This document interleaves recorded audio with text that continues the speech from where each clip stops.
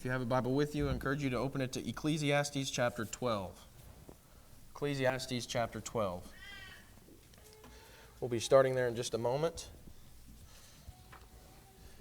Got to say, it's just been good to see Brother Kent up and being able to participate in the same function that he was before he had that surgery. I just appreciate being able to hear him lead singing again, and also teaching the Bible class in this next month. It's good to be able to see him again, just functioning in that way once more. And it's not easy; it's still difficult for him, but he's just wanting to get more active once again, and that kind of attitude is infectious, and I just appreciate that so much. But it's good to see everyone out this morning, especially with it being so stormy and rainy. I'm glad everyone got here safe, and just pray that everything will just remain and stay safe. I think it's kind of perfect atmosphere outside for some of the things we're going to be talking about this morning as you turn to Ecclesiastes chapter 12. But before we read that, I would just like to ask a couple of questions. And you may just need to hearken back to maybe earlier days for some of us if we're out of school. But imagine if you were back in your high school days when tests were really nerve-wracking and they had a very heavy toll on your academic career. And young people, middle schoolers, high schoolers, just think about this. If you knew that a big test was coming up and your teacher came up to you and said, what if you could get the problems to all of the questions that are going to be on the test? What if I told you that you can know every single question that was going to be on the test? My ears would perk up pretty quickly. I'd be thinking, okay, what exactly do I need to do here? What exactly are the brownie points that I need to achieve to get some of those problems? What if the teacher after that said, not only will I give you the problems that you're going to see on the test, I'm going to give you the solutions. I'm going to give you the actual work that you have to put on there to actually get to the answers, because especially in the math classes today, you have to put every single step. You're not allowed to just put the answer if you already know it. You got to write through every single thing, and that was just a hassle that was so annoying. But here he says, I'm going to give you even that part. Now, again, you think about that, and especially for me, I'd be listening to that person, and I'd be saying, what's the catch? Well, the catch is, if you don't take these, if you don't listen, if you don't hear what I have to tell you, you will fail, because this test is going to be very difficult. It's going to be very hard. And so you can either take what I have to say, the help that I want to give you, and you can pass, or you can fail along with everybody else. I tell you what, especially with my academic career, I was going to take him up on that offer. I was going to say, I will do whatever you want me to do. Give me the problems, give me the solutions, and let's ace this test. Well, in Ecclesiastes, the preacher, Solomon, I think he does this all throughout the book. And ultimately, when you get to the end of the book, what he says is really what he kind of sprinkles all the way throughout is, here's the conclusion. Here are the answers. Here are some of the problems you're going to see. But the conclusion is this. Ecclesiastes chapter 12 in verse 13 and 14. He says, the conclusion when all has been heard is fear God and keep His commandments, because this applies to every person. For God will bring every act to judgment, everything which is hidden, whether it is good or evil. So this is the answer. He says the conclusion is fear God and keep His commandments. Not just to one person, not just to a few, but to all people. Every single person is going to have to go through this test. And you're either going to fail or you're going to pass. Now, what we have all throughout Ecclesiastes is Solomon putting everything that man generally tries to use to find meaning in life, to try and find fulfillment in their lives, and he's putting all of these common things to the test, but giving us the results at every single turn. We're not going to go through an exhaustive list this morning, just maybe just a few brief points that kind of hopefully encompass a lot of what he has to say all throughout the book. But I just want to start by looking at Solomon, who I think is the best test subject for this.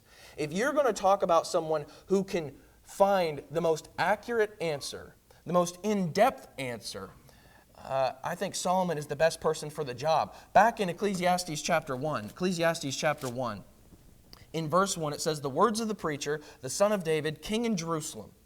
And he goes on to say, vanity of vanities, says the preacher. Vanity of vanities. All is vanity. Skip down to verse 12. He says, I, the preacher, have been king over Israel and Jerusalem, and I set my mind to seek and explore by wisdom concerning all that has been done under heaven. It is a grievous task which God has given to the sons of men to be afflicted with. I have seen all the works which have been done under the sun, and behold, all is vanity and striving after wind. Now, Solomon, the king here, the son of David, takes this job upon himself to test all of these things under the sun and to see if they provide any meaning in life, any fulfillment, as we were talking about a moment ago. All of the things that the people of the world do every single day, and even unfortunately some Christians. And what he says over and over again is, from the very beginning, vanity of vanities. All is vanity. Now, I do want to just pause for a second. You see on the screen in quotation marks that notion of under the sun. This comes up over and over again throughout the book. And it's important that we understand what he means by that. When he says, when he talks about labor, or when he talks about everything that is vain under the sun, you think about it like this. We understand that we live with God above us. We understand, if you are a Christian, if you are a believer, you understand that we have a God above us that watches over us. And so therefore we are under Him. But the non-believer, to everyone who does not care about God or does not believe in Him, all they have is life under the sun. All they have is the sun above them. That's the only care, that's the only provision they have. They don't have a loving, caring taskmaster like God. Now, I'll tell you, I was outside all day yesterday when the sun was actually out for the first time in over, what has it been, 2 years now? Anyway, I was outside all day. And I'll tell you what, if the sun is the only thing that's watching over us, that is a cruel and burning taskmaster. I have the shades of red to prove it. It is a toilsome thing to labor under the sun all day. It's an entirely different thing to labor under God. And I think this is the main distinction that Solomon tries to make all throughout is if you live under the sun, what he's talking about is those who have no care for God, those who have no provision from God, they're only focused on life, this life that is but a vapor. And that is the way that the people of the world live. People that do not have God, they live only under the sun. And what he says is if this is the life that you live, it's all vanity. If this is the life you live without God, there's no hope. There is no rest. There is nothing good for you to take from this. There's only more labor. There's only more downfalls. There's only more pitfalls.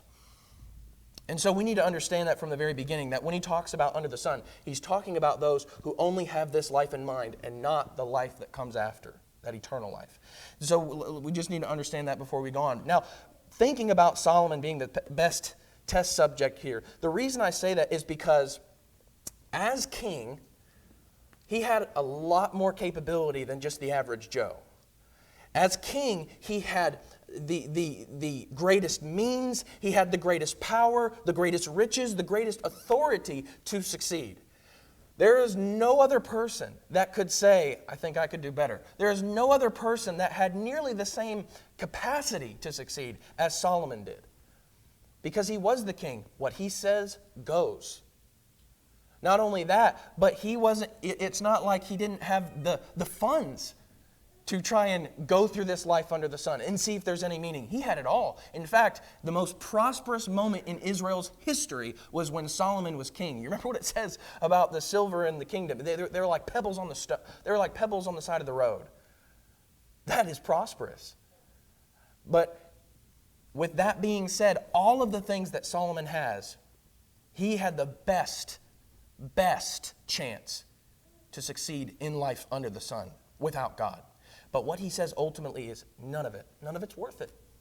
Now, to add on to that, not only does he have all the means, the power, the riches, authority, but more than any of that, he had the wisdom to succeed. Go over to chapter 2 of Ecclesiastes, beginning in verse 9. Look at what he says here as he talks about this task that he put himself under. It says in verse 9 of chapter 2, "Then I became great and increased more than all who preceded me in Jerusalem. My wisdom also stood by me. All that my eyes desired, I did not refuse them. I did not withhold my heart from any pleasure, for my heart was pleased because of all my labor, and this was my reward for all my labor. Thus I considered all my activities which my hands had done, and the labor which I had exerted, and behold, all was vanity and striving after wind, and there was no profit under the sun. Look especially at what he says in verse 12. So I turned to consider wisdom, madness, and folly, for what will the man do who will come after the king except what has already been done? I think especially at the end of that verse, that's the key. Who could possibly do the same level of things? Who could possibly do nearly as much as the king has done? And what he says even prior to this is, there's nothing new under the sun. No one will ever be able to do what he did. No one will ever be able to do even close to what he did. Sometimes people say, you hear this a lot when it comes to the conversation of socialism. Sometimes people will come up and they'll be talking against socialism and they'll say, it has never worked in the history of man. And someone else comes up and says, well, they just didn't do it right. I don't know. If it keeps failing the test, it seems to be that there's a little more than just people aren't doing something right. And I think sometimes people approach the Bible in this way. Sometimes people say, well, I would have done it better. I would have done it differently. Solomon says I had more capability than anyone ever had or ever will have, and yet I still failed. He talks about having wisdom by his side. You understand that when he took pleasure upon himself, when he took all of the things that the world tends to use to try and have fun in this life, essentially what this means is I wasn't just going to fall where everyone else fall. I wasn't going to fall like where the fools do. I had wisdom to guide me. And so I was doing this in the best way possible, whether it means becoming drunk, whether it means giving myself all kinds of wives and concubines. I had the wisdom. If anyone was going to be able to work their way around it mentally and plan appropriately, it was going to be me. And not even that was able to do it. That is important to remember, because no one can say, oh, well, I would have done it. I would have succeeded. You wouldn't have. Not one of us could. And so, with all that being said, he absolutely is the best test subject for this matter. And so now what I want to do is just end with a brief list of what did he put to the test that he says failed under the sun. Just a few things here. And first of all, I would say, just from the beginning, he talks about really education, intellectualism. And this is really termed as wisdom.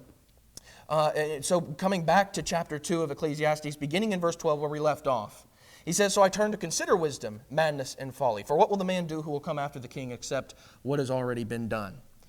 Skipping on to verse 13, and I saw that wisdom excels folly as light excels darkness.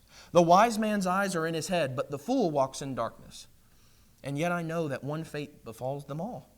Then I said to myself, as is the fate of the fool, it will also befall me. Why then have I been extremely wise?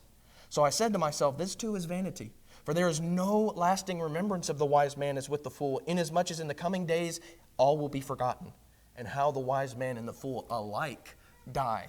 That's another thing that I think would behoove us to make note of. Whenever you're just going through your own personal study of Ecclesiastes, note how many times he mentions the oncoming date of death. God wants us to think about that. And one of the reasons is because it's coming for all. And it doesn't matter whether you are the most intellectual of them all or you have nothing to say about your own wisdom, about your own knowledge. Now, let me just say, education is good. It's not, even in verse 13, he says, listen, wisdom still excels folly, just as light excels darkness. It's still better, but when you're thinking about only under the sun, he continues on to say, it's not worth it. Because you die just like the fool. You die just like the dumbest person out there. The same fate befalls everyone. And so education is good, but not when it is the highest or the primary goal. I tell you what, more children are lost to college campuses because their parents spent more time as they grew up talking about the colossal failure of not getting a degree more than the mortal failure of salvation. And not just that, but being more like Christ. I remember hearing parents tell my friends growing up, this is unfortunate, not what they said, I like what they said, but it didn't really seem like they meant it. They would say things like, I don't care if you're flipping hamburgers for the rest of your life. If you're a Christian, I'll be proud of you. That's a beautiful thing to say. It should be that the proudest we can be is when our family members, our child, becomes a Christian and remains faithful. It doesn't matter what their job is. It doesn't matter what degree they may have. It doesn't matter if they have the master's degree or not. That is the most proud that I could be.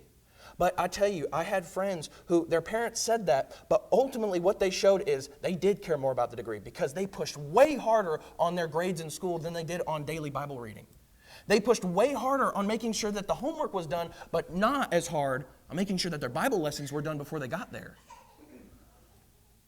That's a problem. And what that does is create a disconnect in people's minds, especially young minds. And they see that and they say, well, this does matter more. What did Jesus say again? It profits man nothing to give his whole soul for the whole world, but for a degree. No, that's not what he says. It profits nothing if we lose our soul. Not for anything. Salvation, Jesus needs to be the focal point of our life, of our being, and not just mere intellectualism. Now, coming back to chapter 2 of Ecclesiastes, in verse 26, he says, "For to a person who is good in his sight, he has given wisdom and knowledge and joy, while to the sinner he has given the task of gathering and collecting so that he may give to one who is good in God's sight. This too is vanity and striving after wind." So once again, it's not like he's saying that wisdom altogether is bad. As we already looked at in verse 13, it's clear that it's still something that is good for us. But wisdom, knowledge, can only pay off when it begins and it ends with God. Go over to chapter 8 in verse 16. Chapter 8 in verse 16. He says, "When I gave my heart to know wisdom and to see the task which has been done on the earth, even though one should never sleep day or night, and I saw every work of God," how does he end the thought?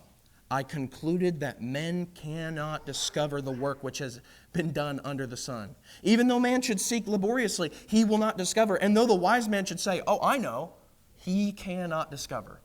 And what you have is a lot of the time today, there's a lot of secular scientists that say, "Oh, we know how everything works," and yet on the other hand, they can't even admit that there is such a thing as a biological man and a woman. You have scientists that say, "Oh, we know how everything works." It was not long ago, just a couple of decades, that scientists were saying, "Oh, the earth is 30 million years old." And in the span of a decade, it went from 30 million to 30 billion. That's not a slight adjustment. Yeah, we like to say, "Oh, I know." No, we don't know. The world hates not knowing everything, and they can't rest in that. But God's people can find rest in the fact that, one, God knows, and secondly, God knows best. I don't have to know everything. I can find rest in the fact that God, He knows everything that needs to be known. And I can take solace in that. Well, he doesn't end there. He just continues on, and you can go back to chapter 2 of Ecclesiastes. He also talks about not only wisdom and folly, but he also talks about the futility of labor. Picking up in verse 17 of chapter 2, he says, "So I hated life, for the work which had been done under the sun was grievous to me, because everything is futility and striving after wind." Remember, this is Solomon, who had all the means, who had more means than anyone else to make this happen. But he says, "I hated life," while trying to find meaning in this. Verse 18, "Thus I hated all the fruit of my labor for which I had labored under the sun. For I must leave it to the man who will come after me. And who knows whether he will be a wise man or a fool, yet he will have control over all the fruit of my labor, for which I have labored by acting wisely under the sun. This too is vanity. Therefore I completely despaired of all the fruit of my labor for which I had labored under the sun. When there is a man who has labored with wisdom, knowledge, and skill, then he gives his legacy to one who has not labored with them. This too is vanity and a great evil. For what does a man get in all his labor and in his striving with which he labors under the sun? Because all his days his task is painful and grievous. Even at night his mind does not rest. This too is vanity." Now, what's funny is I remember talking to my dad a long time ago about Ecclesiastes, and we would read through this and we just thought, this is so strange because this is like the most depressing book I've ever read. It's just everything is bad, everything is gloomy. Now, the problem is we were overlooking some of the passages where Paul says, now this is what life is like under the sun. But let me tell you what it's like under God. And so just understand, every time it seems gloomy, every time it seems depressing, it's because it is. That's what life is like under the sun. And he says this even about work, even about riches, even about the fruit of one's labor. Even when you do well, what happens? You're going to die someday. And you're going to have to give your legacy to someone who didn't put that sweat, blood, and tears into that labor, into the fruit of that labor. And one of the constant things he brings up as well, and especially when it comes to labor and riches, is he talks about striving after wind. Let me ask you something. Have you ever striven after wind? You know what that looks like? It means trying to hold air in your hand. Can you see? What do I have in my hand? Nothing. There's no substance. There's nothing. You try to strive after wind. You try to hold wind in your hand. You can't do it. It's impossible.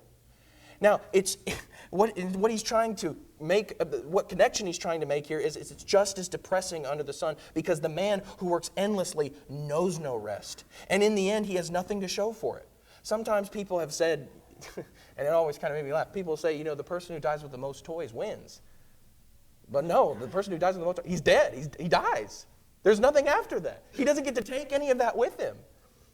But hey, it's a funny little platitude that people say. It's not true. What you have is someone who grasped nothing but air at the end of their life. And what is that? It's nothing but sorrowful, and brings nothing but despair. The man who attains much won't be able to take it with him. Over in chapter 5, in verse 16, he says, "This also is a grievous evil, exactly as a man is born, thus will he die. So what is the advantage to him who toils for the wind? Throughout his life he also eats in darkness with great vexation, sickness, and anger." This person worked so hard. But even the man that worked day and night, 24 hours a day, even the man that worked 80 hours in 1 week, what's that going to mean in eternity? What is it going to mean in eternity, especially for the one that did all that and thought nothing of God? It's going to be even worse. Because in the end, they're going to realize that they should have known better, and they worked for no profit. Well, not only that, but he also begins to talk about things like pleasure, entertainment, even the sexual relationships. Solomon, he lived it up. But there was no profit under the sun. Go back to chapter 2. In verse 3, look at what all of the things he says he did. In verse 3 of chapter 2, "I explored with my mind how to stimulate my body with wine while my mind was guiding me wisely, and how to take hold of folly until I could see what good there is for the sons of men to do under heaven in the few years of their lives. I enlarged my works. I built houses for myself. I planted vineyards for myself. I made gardens and parks for myself, and I planted in them all kinds of fruit trees. I made ponds of water for myself from which to irrigate a forest of growing trees. I bought males and female slaves, and I had homeborn slaves. Also, I possessed flocks and herds larger than all who preceded me in Jerusalem." Once again, just note, better than anyone who had preceded him in Jerusalem. And then, coming back to verse 8, "Also I collected for myself silver and gold and the treasure of kings and provinces. I provided for myself male and female singers and the pleasures of men, many concubines." Skip down to verse 11. "Then I considered all my activities which my hands had done and the labor which I had exerted, and behold, all was vanity and striving after wind. There was no profit under the sun." We read verse 11 before, but I like that because it's connected to what he was talking about at the very beginning of chapter 2. Solomon lived it up. And he would have done it better than anyone else because, it was on his own dime, but he had plenty of that to spare. Whereas other people, they got to budget that kind of thing out. They got to budget out the partying, budget out the laborious and lasciviousness of weekends. Let me tell you, this doesn't mean that there was no temporal pleasure. It doesn't mean that there was just no pleasure whatsoever in even the sinful things that he engaged in. But it was just that it was temporary. It did not last. Not only that, at the end of verse 8, it's interesting, in my Bible there's a hyphen, and then it talks about many concubines. And we know what that is. It's really talking about the sexual relationship there. And so, as he talks about that, he says, even this was void of any meaning. Go up to verse 1. He says, "I said to myself, come now, I will test you with pleasure. So enjoy yourself, and behold, it too is futility. I said of laughter, it is madness, and of pleasure, what does it accomplish?" What does it accomplish? Nothing. There are so many people today that try to fill their lives. They try to fulfill their loneliness through sexual escapades with anyone that they can find, anyone that they deem appropriate.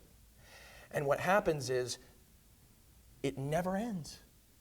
Because even if there's a moment, even if there's just 1 second of brief lapse of that loneliness, guess what? It comes right back. And in fact, it comes right back with a vengeance, because when the sun comes up in the morning, it exposes the shame of the previous night or the previous weekend. People think that loneliness can be satisfied through sexual fulfillment. Solomon, who had 700 wives and 300 concubines, says it accomplished nothing. I think he would know better than anybody else. Some men foolishly like to brag about their endeavors in that kind of realm, in the physical realm. Solomon says it's nothing to brag about. It brings no ultimate lasting satisfaction or pleasure. Sometimes people talk about sexual liberty and sexual expression. That sounds cute at first until you see the actual experience. You see the consequences that come with the sexual revolution of the 60s ever since. AIDS just completely, that was an epidemic. You have single parenthood. You have the destruction of families, destruction of the family unit, exponential stress for those single parents who don't have any help. I tell you, I've seen that firsthand, and it is ugly. It's not a life that anyone really looks at and says, oh, I want that. No. All it does is bring more heartache. It brings more despair and more depression. And the reason is because meaning, fulfillment, is never attained. The hunger for it increases, and the destruction just continues. But it's never attained. And this is Solomon's words. This didn't do it. This was not enough. It brought nothing of lasting consequence. That was a blessing. Rather, only more pain. Not only that, but he also talks about living without God. Over in Ecclesiastes chapter 8, beginning in verse 8. Ecclesiastes chapter 8, beginning in verse 8, he says, no man has authority to restrain the wind with the wind, or authority over the day of death. And there is no discharge in the time of war, and evil will not deliver those who practice it. All this I have seen and applied my mind to every deed that has been done under the sun, wherein a man has exercised authority over another man to his hurt. So then I have seen the wicked buried, those who used to go in and out from the holy place, and they are soon forgotten in the city where they did thus. This too is futility. Because the sentence against an evil deed is not executed quickly, therefore the hearts of the sons of men among them are given fully to do evil. Although a sinner does evil 100 times and may lengthen his life, still I know that it will be well for those who fear God, who fear him openly. But it will not be well for the evil man, and he will not lengthen his days like a shadow, because he does not fear God. Now you think about that. Often Christians, people who are believers, will see what's going on around them, and they'll see the life that they have lived trying to be pure and holy for God, and they say the same thing that the psalmist says in Psalm 73, surely in vain I have kept myself pure and washed my hands in innocence. I have done all of these things, and it's been for naught. It's been for nothing. That's the temptation of the devil. That is the lie of the devil, that it's been for nothing. The lie of the devil is that, hey, living wickedly, living rebelliously against God, living as an evil person, that pays off. It never does. Solomon, the king, discerned and judged the people's problems every day. Solomon says, out of all the problems I've watched, out of all the problems I've dealt with, not one evil person ever truly succeeded.